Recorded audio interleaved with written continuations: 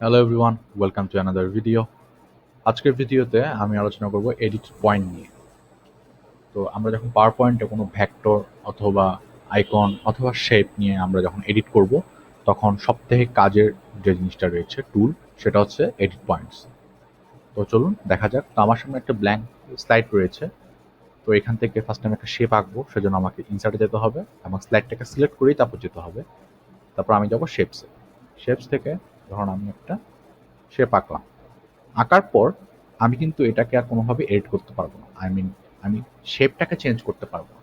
যেমন ধরুন আমি যদি এভাবে করি, জাস্ট এটা শুধুমাত্র মতো করে অন্য কোনো শেপ দিতে পারবো না এটাকে, যে এদিকে একটু ব্যান্ড হয়ে যাবে, এদিকে একটু কার্ভ হবে, এটা করতে পারবো না।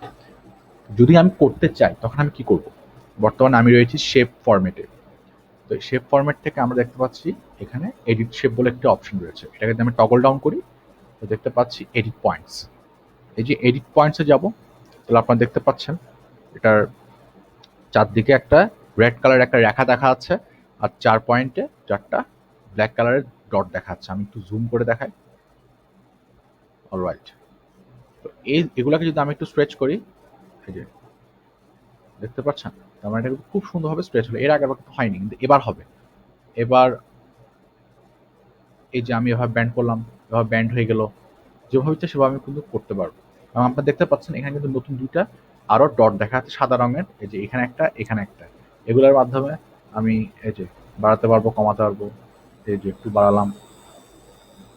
তারপর আর যদি মনে করেন, যদি এভাবে এখন যেমন দেখা যাচ্ছে না আবার সে রেড কালার দাগগুলা, যদি আবার দেখাতে চান, তাহলে এই যে আইকনের উপর ক্লিক করে এডিট শেপ থেকে এডিট পয়েন্টসে ক্লিক করবেন, তাহলে আবার দেখা যাবে। তারপর সেম ভাবে এই যে এটা করতে পারবেন, এটাকে একটু টান দিয়ে এভাবে করতে পারবেন। তো এখন আরেকটা জিনিস শিখাবো, সেটা হচ্ছে যে এগুলোর উপর যদি এই যে এই পয়েন্টের উপর ধরুন আমি রাইট বাটন ক্লিক করলাম, ক্লিক করার পর আমি যদি স্মুথ পয়েন্ট দিই, তো দেখতে পাচ্ছেন এটা এখানে ছিল, এটা এখান থেকে এখানে চলে এসেছে। এখন বর্তমানে এটা স্মুথ রয়েছে। আমি আমি যখন ঘুরাবো, এটা দোনোটা একসাথে ঘুরবে এবং খুব স্মুথ রয়েছে এটা। ঠিক আছে। তারপর আরেকটা জিনিস শিখাই, সেটা হচ্ছে আবারও রাইট বাটন ক্লিক করলাম, ক্লিক করার পর এবার যদি আমি স্ট্রেট পয়েন্ট দিই, তাহলে কিন্তু এটা স্ট্রেট হয়ে যাবে। যদি এখানে এটা স্ট্রেটটা বোঝা যাচ্ছে না, আমি একটু দেখাই। স্মুথ রইলো এখন বর্তমানে। আমি এটাকে একটু,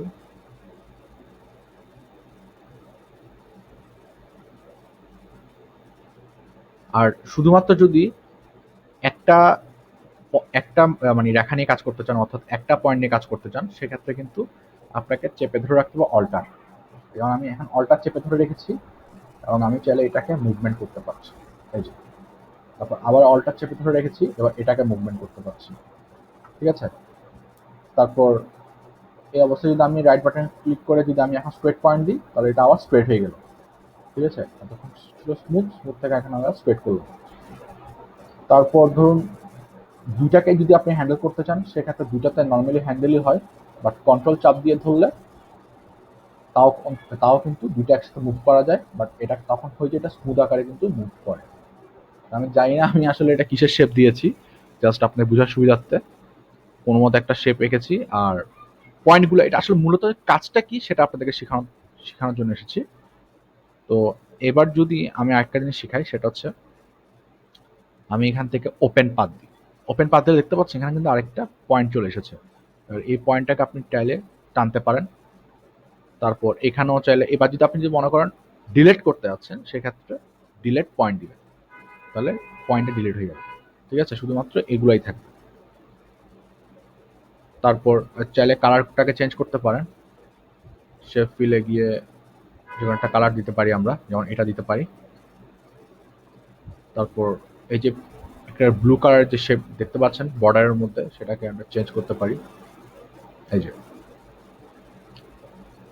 তারপর এটা ব্লু রাখি। অলরাইট। তো এভাবে করে চাইলে আমরা আমাদের এডিট পয়েন্টস দিয়ে আমাদের বিভিন্ন শেপ দিতে পারি আমরা, যেগুলা সামনে আরো আমি অ্যানিমেশনে অনেকগুলো টিউটোরিয়াল বানাবো পাওয়ার পয়েন্টের মাধ্যমে। তখন কিন্তু এসব এডিট পয়েন্টসের অনেকগুলো কাজ পাবেন। আর এই ছিল আজকের জন্য।